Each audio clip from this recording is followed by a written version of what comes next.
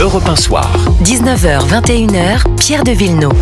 Et justement, il y en a un qui revient des États-Unis, qui a été une des rares personnalités françaises, politiques, économiques ou autres, qui a pu assister à la prestation de serment de Donald Trump au Capitole. C'est Bernard Arnault. Bernard Arnault, le patron de LVMH, qui emploie, je le rappelle, 160 000 personnes au sein de son groupe, pas seulement en France, majoritairement en France, puisque c'est quand même beaucoup du Made in France. Eh bien, sa parole est rare. Il parle très très rarement publiquement. Écoutez ce qu'il a dit hier à l'Assemblée générale de LVMH en rentrant justement des États-Unis. Je reviens des USA et j'ai pu voir le vent d'optimisme qui régnait dans ce pays. Quand on revient en France, c'est un peu la douche froide. Aux USA, on vous accueille à bras ouverts, les impôts vont descendre à 15%, le marché se développe très vite. Quand on vient en France et qu'on voit qu'on s'apprête à augmenter les impôts de 40% sur les entreprises qui fabriquent en France, pour pousser à la délocalisation, c'est idéal. Alors je ne sais pas si c'est vraiment l'objectif du gouvernement, mais en tout cas, il va l'atteindre. Voilà quelqu'un qui était quand même très proche d'Emmanuel Macron, qui était, j'allais dire, un faiseur de roi. Il a bien sûr beaucoup poussé à l'élection et à la réélection du président de la République. Là, alors on imagine qu'il y avait peut-être des pourparlers privés entre le président et Bernard Arnault. Là, c'est public, ça veut dire quoi, Raphaël Steinville? C'est une façon d'alerter en disant que rien ne va plus et qu'il faut absolument changer de cap? Je pense que Bernard Arnault se fait le porte-voix de tous les entrepreneurs français. Ce cri de détresse, d'abord, c'est celui d'un homme qui est lucide, qui est à la fois qui est à la fois lucide parce qu'il connaît la réalité du monde du travail de ce côté de l'Atlantique, et puis également aux États-Unis. Il peut mesurer les différences et les dynamismes qui sont en cours. Mais pourquoi il se fait le porte-parole des entrepreneurs français, et que ce cri, cette analyse, ce diagnostic devrait résonner et faire trembler les murs de l'Élysée? C'est que finalement, si la France a un incroyable talent, c'est celle d'expulser les seuls entrepreneurs qui réussissent en France. C'est dramatique le diagnostic qu'il pose sur les forces qui tirent vers le bas, qui lestent les entrepreneurs. Mais vous entendez quand même la terrible. Moitié de l'hémicycle, quand je dis à moitié, c'est une petite moitié, mais c'est une moitié quand même, qui dit, bah oui, écoutez, c'est l'effort national, et puis même la porte-parole du gouvernement qui dit, mais c'est pas durable, c'est provisoire, tout le monde doit mettre la main à la poche, et on commence par les plus riches et par les entreprises qui font le plus de chiffres, et c'est normal, Alexandre Malafaille.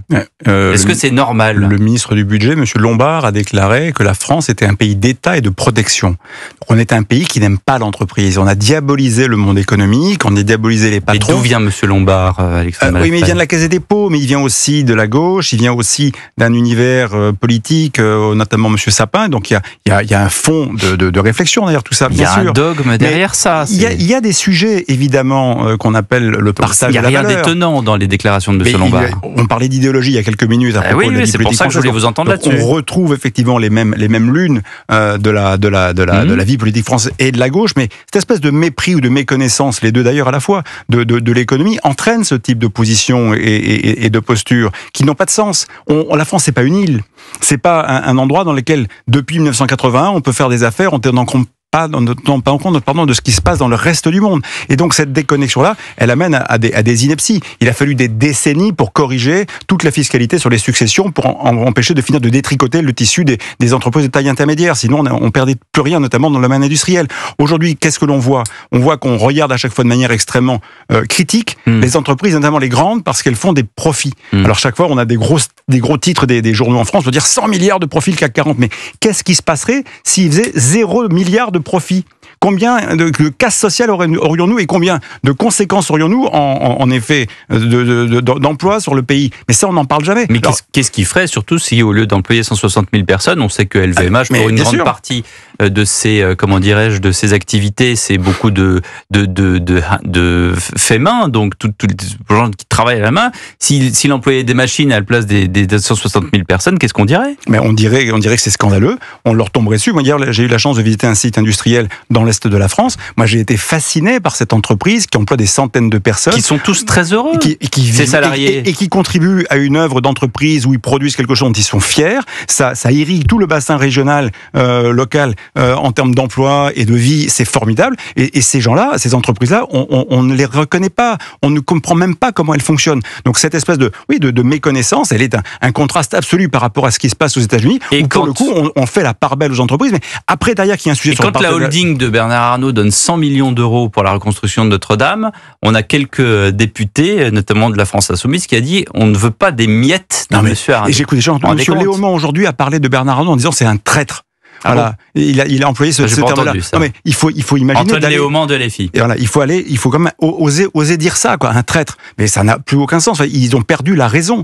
Mais ce qu'ils vont faire petit à petit, tous ces gens qui sont aux affaires et qui sont dans la vie politique, c'est que ils vont tellement dégoûter les entrepreneurs français et notamment les patrons de grandes boîtes. Regardez, il y a un certain nombre de grandes boîtes aujourd'hui qui ont encore leur siège social en France. Je vais pas faire de publicité pour l'un ou pour l'autre, mais qui à un moment donné, compte tenu de leur actionnariat qui est en train de passer à peu près à moitié contrôlé par des intérêts étrangers, un jour ils vont s'en aller. Et ce genre-là, on va perdre et les entreprises, et ce qu'elles représentent, et les emplois, et bien sûr, parce que pas perdre de vue que derrière, même si on pense qu'il n'en paye pas assez d'impôts société d'IS, M. Arnault, il en paye beaucoup. Et on parle de milliards d'euros. Il paye 25% d'IS et il va en payer 40% dans le projet de loi de... Et 15% aux États-Unis. Quand on y réfléchit d'un peu plus près, que Bernard Arnault soit encore en France, que ses activités soient encore en France, ça relève du miracle.